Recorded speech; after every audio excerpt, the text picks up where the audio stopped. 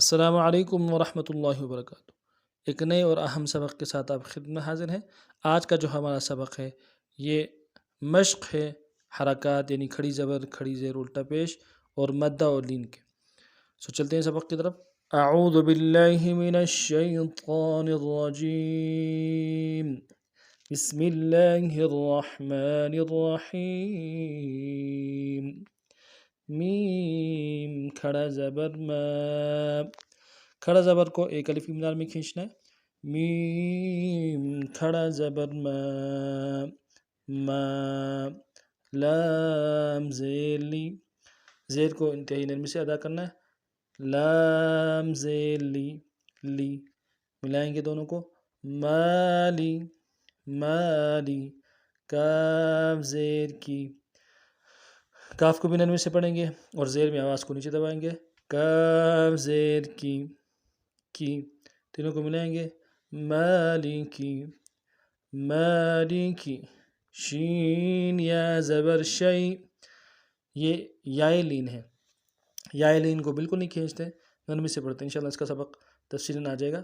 شین یا زبر شی، شی حمزہ دو زیر ان، حمزہ کو بھی نرمی سے پڑھنا ہے اور تنوین جو ہے تنوین کو غنہ کرنا ہے اور غنے کو ایک الف مدار میں کھینچنا ہے۔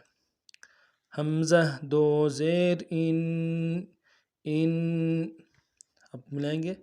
شیئن، شیئن، قا زبر قا، قا کو موٹا پڑھنا ہے، زبر کو نرمی سے پڑھنا ہے۔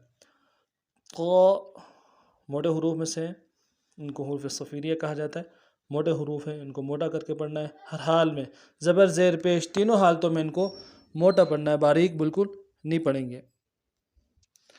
قا زبر قا بالکل نرمی سے پڑھیں گے اور قا کو موٹا پڑھیں گے۔ موٹا پڑھنے کے لیے زبان کا بیچ اوپر تالی کی طرف اٹھائیں گے۔